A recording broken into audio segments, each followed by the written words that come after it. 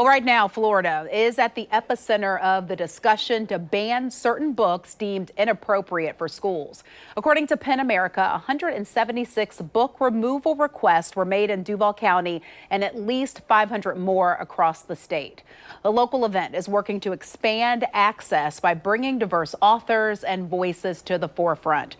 Women Writing for a Change Jacksonville is hosting its author showcase and book festival again this year, bringing women writers together in an event that kicks off this weekend.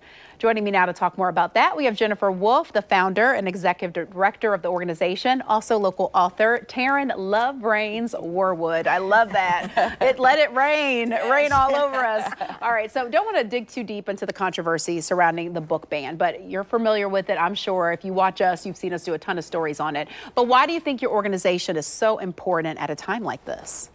Certainly. I mean, this organization was actually started 30 years ago at a time when our founder, a teacher, was asked to pull certain books from her curriculum on writing and literature. And she said, thank you very much, but I think I'll start my own school where we can read and write and share what we need to share as this female-centered space. And we know that women's voices have been suppressed for a long time in any other underrepresented community. Yeah. And so when we provide a safe space and a platform for people to share their stories, we're just leveling things up here. Right. We're just adding to the body of work that says, our voices are out here, and these are essential voices. Yeah, I'm going to bring you in the conversation in a moment, but I do want to show something. I was at a small school on the east side, or out east, and what I saw in the library, when we look here, the books in the bins, those were only the books that they were allowed to read in the library on many of the shelves, because the books that are not in the bins hadn't been scanned.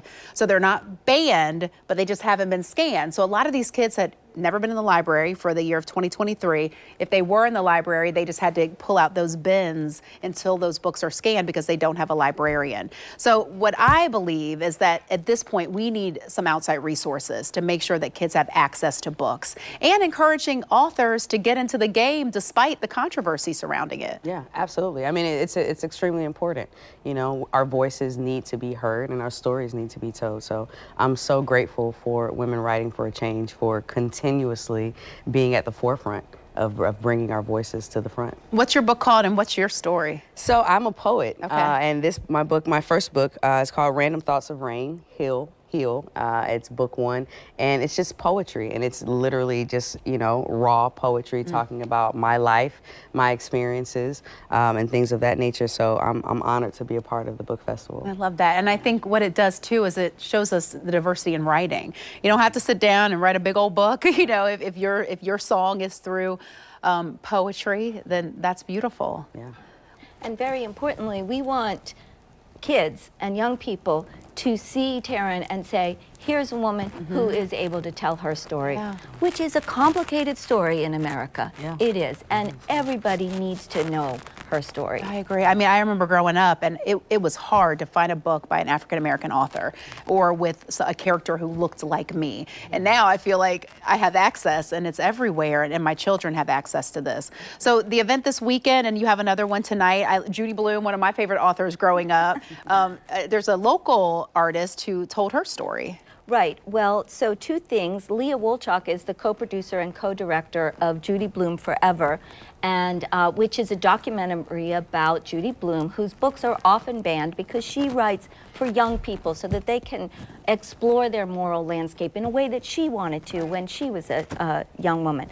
So this is finally, after 29 books, a chance for Judy Blume to tell her story, and we have a Jacksonville native, Leah Wolchok, who's going to help tell that, who has helped her to tell that story. So we're going to see the documentary tonight. That's tonight, okay. That's tonight, and then at Rain Dogs. And then your big event is scheduled for this weekend, That's second right. year for that. Yes. Showcase 35 authors, which I love, will be there to talk about their books. Yes, we'll have 35 different authors, poetry, fiction, historical fiction, you know, what it's like to be disabled, all kinds of different topics. These are the issues that women want to write about, like what's happening in their lives.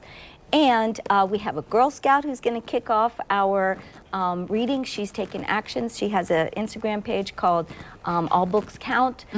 We have the Rebel Readers. We have the folks from the Freedom to Read Florida Project. We also have Nina Perez with Moms Rising. So we have speakers, we have books, and we're going to have kids activities. We have a kids room, children reading. So come on out, and a wonderful place for it. One of my favorite, the YMCA, the Winston Family YMCA on Riverside Avenue. Again, it begins at 11, goes till 3. Sounds like an amazing day for the entire family. Thank you both for coming in, and thank you for the work you're doing to expand all our minds.